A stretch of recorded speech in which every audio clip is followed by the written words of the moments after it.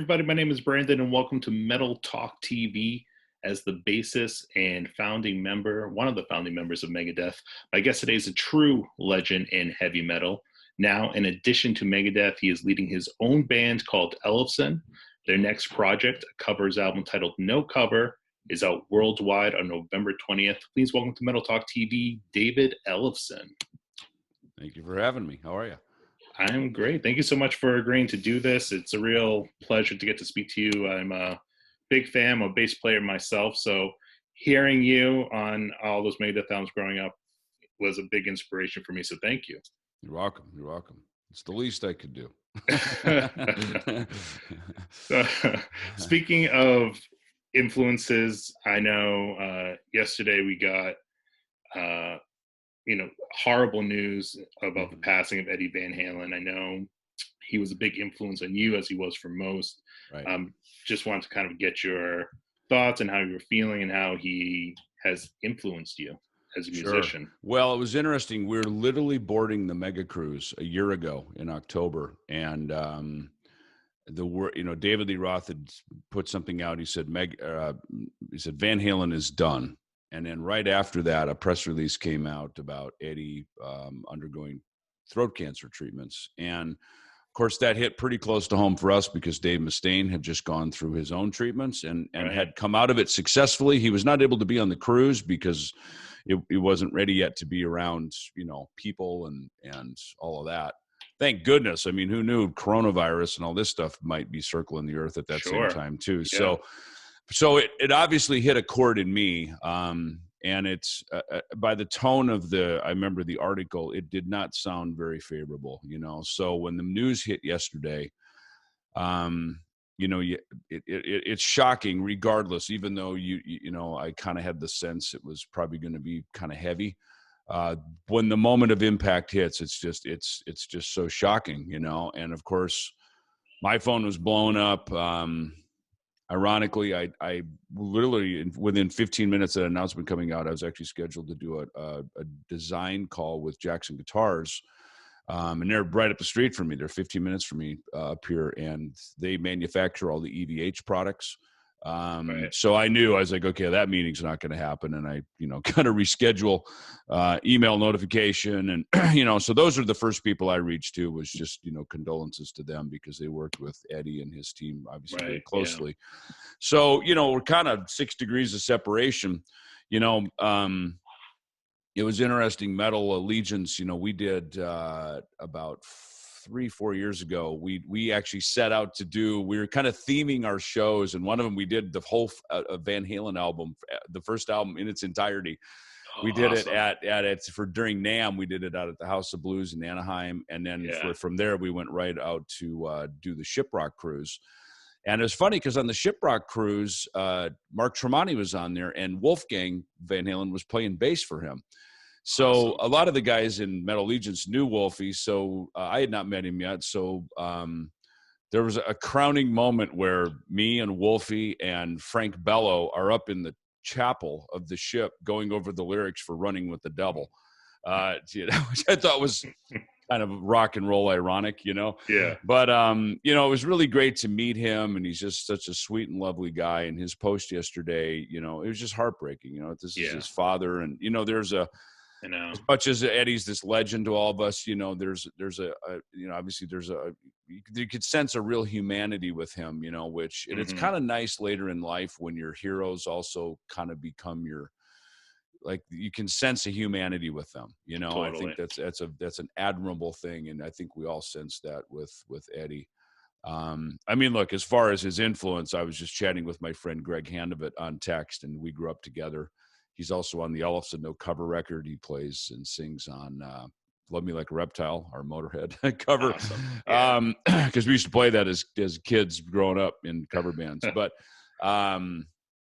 we were just chatting about, the needle drop on, when you hear the siren straight into the opening bass riff of Running with the Devil. And I mean, come on. I get goosebumps thinking about it, just how and I had just gone through my Kiss phase, so from about, say, 11 to 13, I was in this big Kiss, there were no other bands but Kiss, and then I kind of went through that, and then that Van Halen record came out, it was ironic that Gene Simmons would have a connection to them, you know, having, Sure, yeah. you know, kind of helped discover them in Hollywood. But, you know, when that needle drop is just like, I mean, top to bottom, that first Van Halen album is flawless. And yesterday there was a moment, my son and I pulled in the garage, we were listening to Sirius XM, and Eruption into You Really Got Me was on the radio, and my phone was ringing. I said, the world waits for this moment, because it was just reliving at 55 years of age now, going back to literally being 13 years old, when that, just experiencing that moment. And that's the power of that. To me, that first Van Halen record, for me, it was Van Halen 1 and Women and Children First. Women and Children First. Those were the two records. And I finally saw them on the 1980 Invasion, which was the Women and Children First tour. Right. Awesome. Yeah. And I mean, you know, for me and my generation, Van Halen were our Led Zeppelin. They were the American version of Led Zeppelin. You know, they were just big. They were huge. There was a fun party aspect about them, but they were just, I mean, Eddie was the new Jimmy Page, and, you know, David Lee Roth was Robert Plant. I mean, they were just the American version of that. And, and, you know, you forget you don't forget, because you hear their songs all the time, but it hit me yesterday just how freaking huge that band was and will always be. You know, they never like had a down cycle. They were always massive, you know. Yeah. Even when they switched singers and everything, they really remained untouched and just kept on going. I mean, them and AC/DC. I mean, you could literally list two bands where like they'd had a singer change and it actually worked. I mean, and I remember, you know, there's bands, you know, that have tried that, and it usually doesn't work. I mean, you know, 99.9% of the time it doesn't work. And Van Halen is, I mean, they were touched from the heavens, man. They really had a gift. And you know, it's you know, it's funny, as a bass player, Eddie Van Halen impacted me. You know, his guitar playing impacted me, because I mean, we've all done, you know, the fingerboard tapping. I didn't Take No Prisoners on the Rust in Peace record. You know, probably would have never done that had there not been an Eddie Van Halen, you know. Totally. Yeah. One night I remember I was up late at night, and I had a Kahler tremolo bridge for a bass, which, you know, everybody was getting into the tremolos, you know, everybody around us was getting in the Wang bar thing back. This is like probably 1984. So I stayed up late at night and, you know, chiseled my frickin' bass out with a hammer and a chisel. Because I took woodworking classes as a kid, you know, and on the farm growing up. So I was chiseling it out, and I put this whammy bar on there, which didn't work at all. As soon as you hit the note, it went boom. And it, you know, it just you know, bottomed out. But like, and then I had another BC Rich bass, my Mockingbird, that my dad bought for me. It was like $950. You know, this is like 1980, so that was a lot of money for a bass. You know, I'd spend like $4 or $5 grand on a bass right now today's market. You know, right? And he helped me buy it because he knew I was serious about being a bass player, so he got behind me.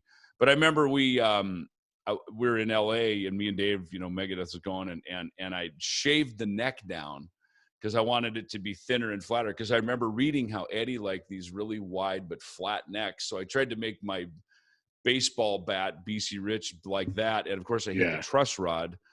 And once you shave so much wood that the truss rod's exposed, you've essentially ruined the neck. And because it was a neck through, I ruined the instrument. And, but I mean, like that kind of stuff I would have never done if it weren't for reading about Eddie doing that in Guitar Player magazine. You know, I mean, he wasn't just a player. He was, you know, there's two guys who really like not reinvented the guitar, but invented through the guitar. And Eddie was one of them, because he wasn't just an amazing guitar player. He invented things through the guitar playing. You know, had his amps modified by this guy, Jose. You know, he like the amp mod, that all started with Eddie. You know, he was the guy that started all that. And, you know, so it's and then Les Paul before that, you know, Les Paul, I got to go to his 90th birthday in New York. Oh, wow. And my boss at the time, Hartley Peavy, owner of Peavy, the big monolith company, Peavy, he gave the sort of introductory speech to him, you know, and of course Hartley was an amazing inventor and holds all these patents and has done all this stuff, and you know, and he got to introduce Les Paul, and then Les talked about how he invented the flanger and the phaser and multi-track recording. And you're like, holy cow, I had no idea.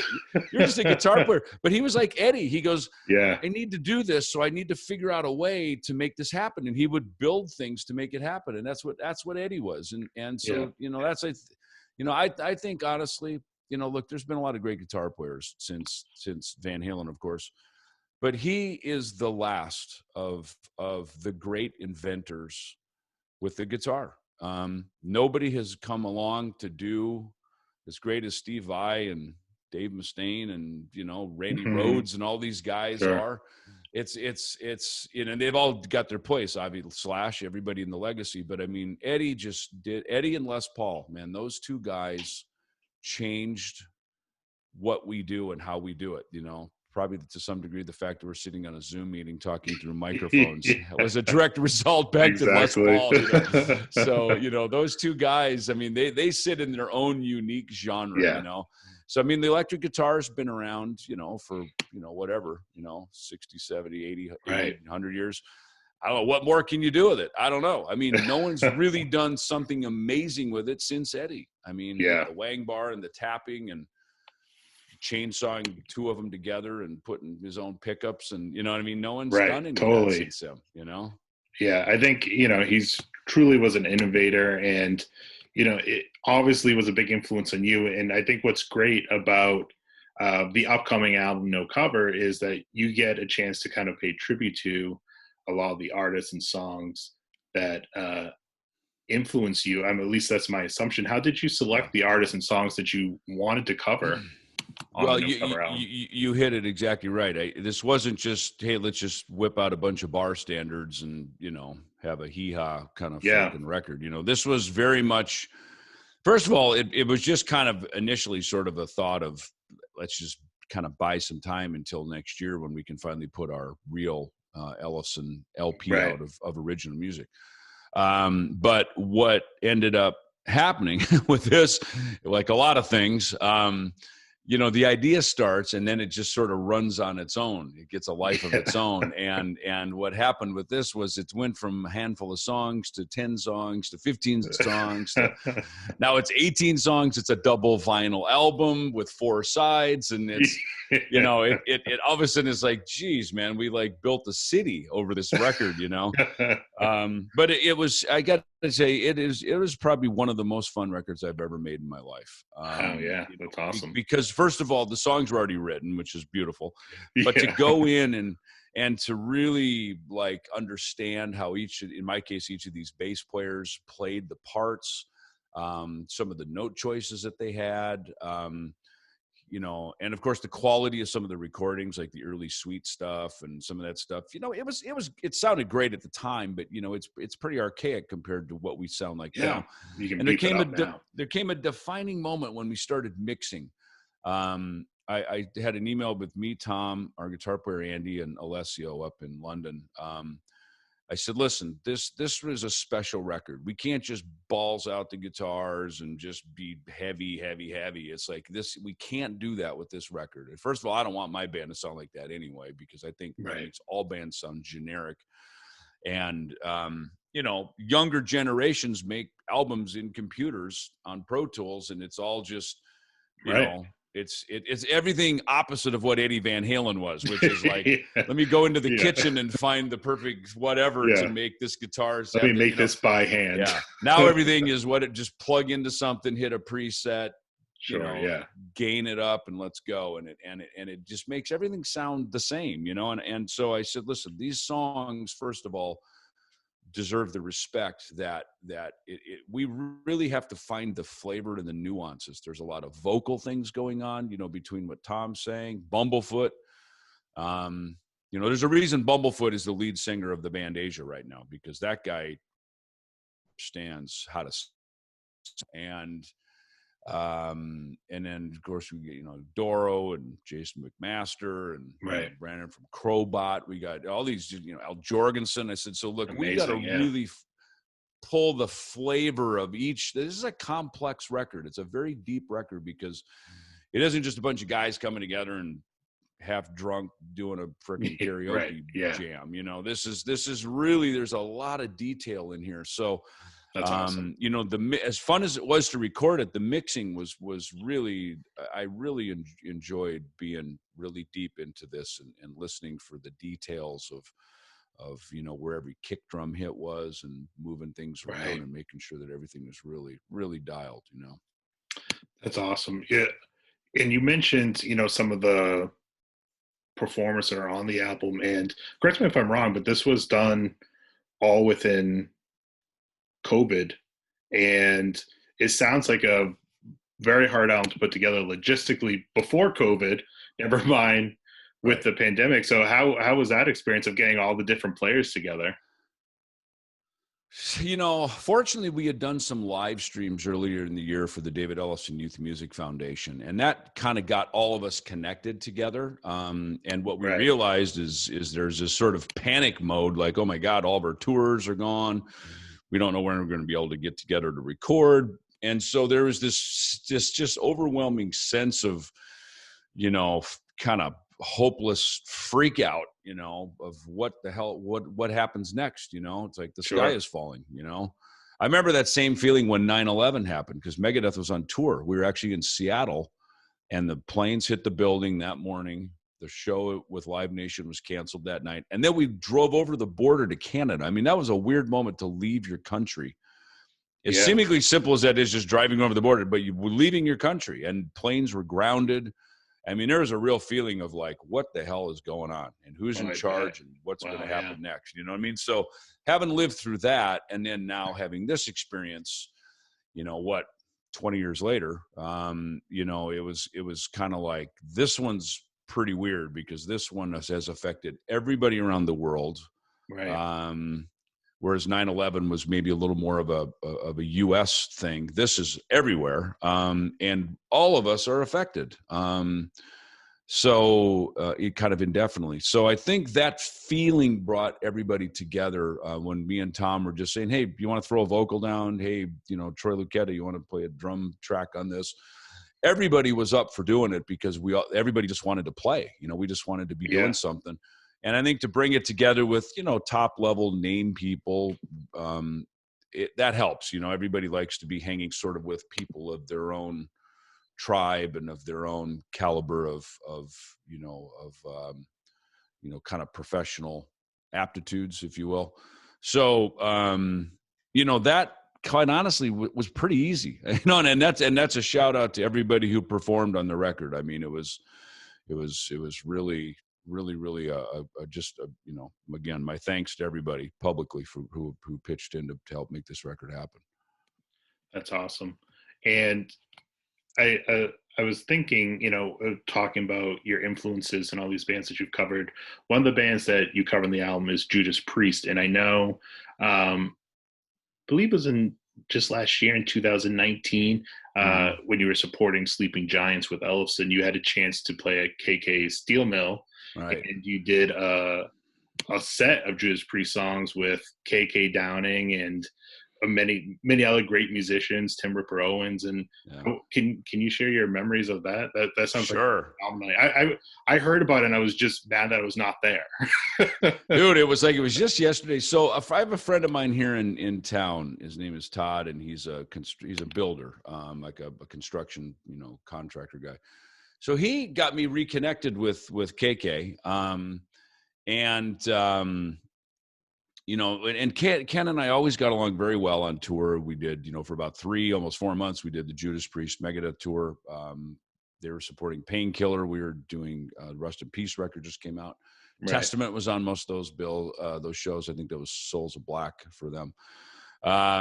And so always got along great with KK. So it's fun to reconnect with him all these years later. And of course, he now retired from Judas Priest, and me kind of hitting our stride with Megadeth.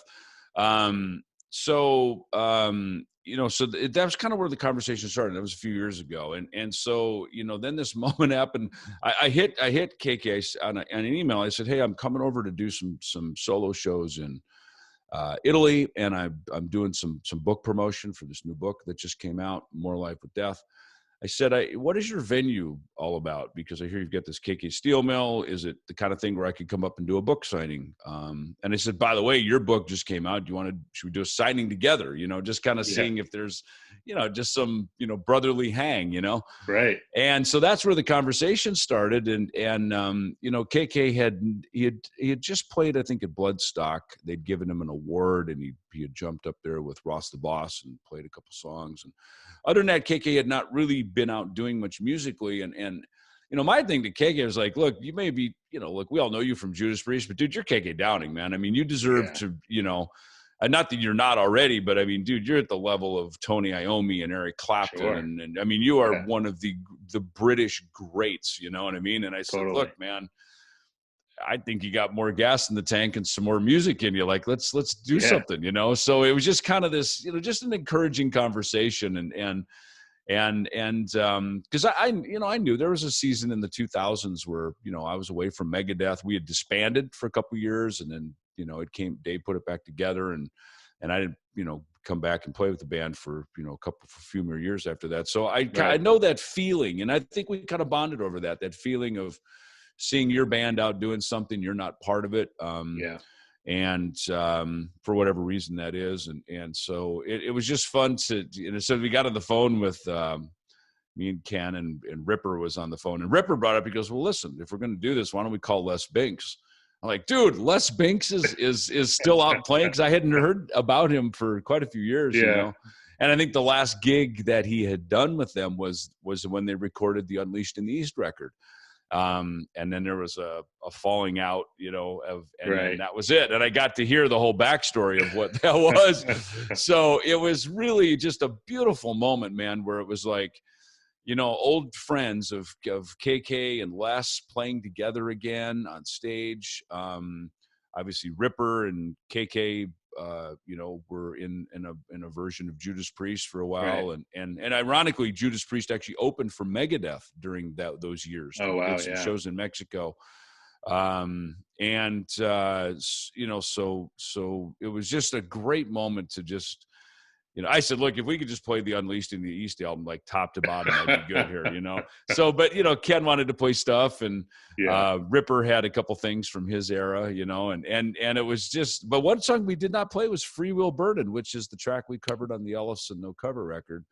And Tom actually chose that one because, Tom's 10 years younger than me. So we always joke, like, I'm a 70s Kiss guy, he's 80s Kiss. And yesterday I said, well, I'm 70s Van Halen, you're probably 80s Van Halen, right? So, and same thing with Judas Priest. I'm kind of late 70s, early, the 70s, early 80s, very early 80s. And Tom, is of course an 80s Judas Priest guy, 80s. And it's for Painkiller. I mean, if you're kind of in your, mid 40s, like Painkiller, when that record came out, I mean, that's just, that's sure, just the theme song for high school, that record, So yeah, it was fun to put the set together, and my band, the Ellison band, we opened the show. So I kind of pulled double duty that night. Did my awesome. Show, then changed my T-shirt and jumped up and did the set with Ken. But it was great, man. I was just excited that KK Downing's back on stage, man. Totally. If nothing else, just to have my friend KK be out there just fucking melting faces again, man. Yeah. Come on, that's the deal. In addition to all this music, you also have the Ellefson Coffee Company. Yeah. So what can you tell us? What can you tell us about the coffee? Where can people get it? So ellefsoncoffeeco.com is where you can get all of it. Awesome. Merch and all the stuff. And actually we do have, we do overseas stuff as well. We just put up, there's actually Ellefson Coffee Co. Europe on Instagram that we just put up today, so we can facilitate some orders even. You just kind of keep pushing that out, through that link as well. But yeah, that's where you can get, get the coffee, and yeah, it's been a fun little venture. In fact, Tom and I are actually just talking about doing a new roast So we're just, cause things are, the coffee business is doing very well right now. And a lot of orders coming in. It's very consistent. Great, We started as just a mail order.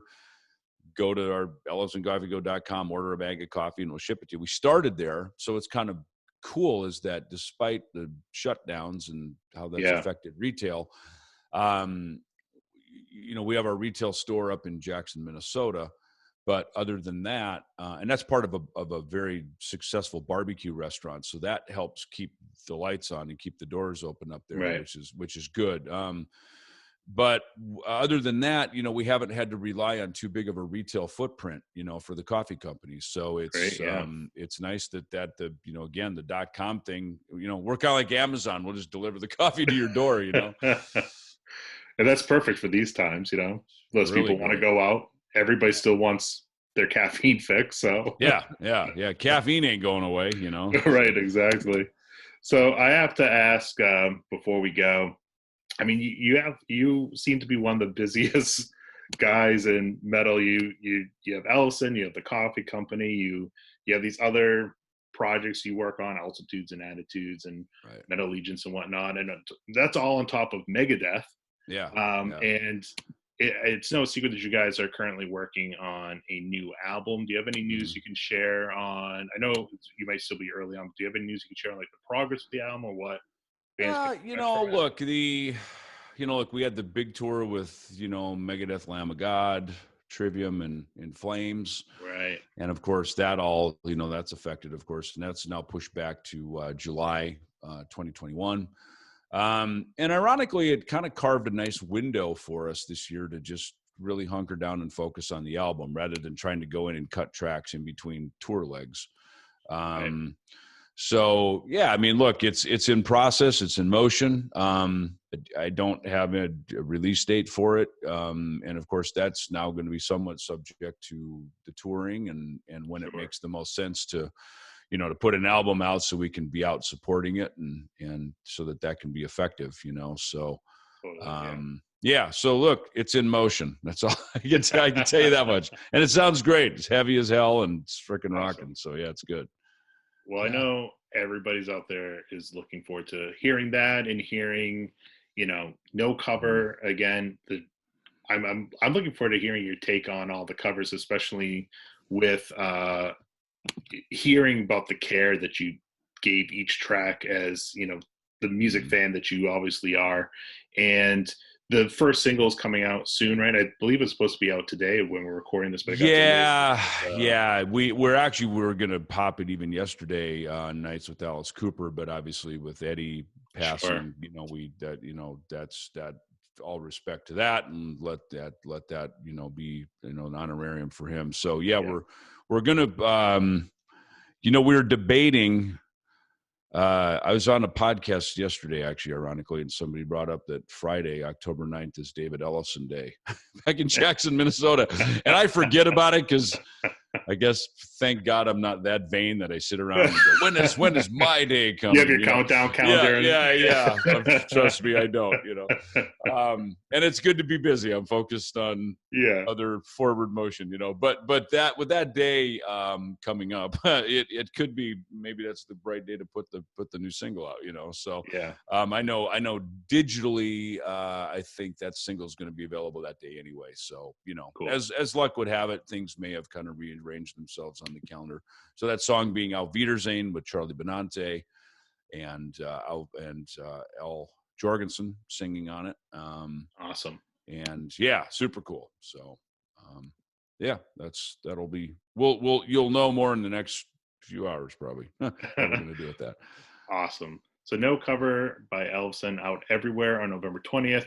Be sure to also check out EllefsonCoffeeCo.com for all your caffeine fix, because that is not going away anywhere anytime soon. David, thank you so much for your time and for coming on Metal Talk TV. I love talking to you. You're welcome. Good to be here. Thanks.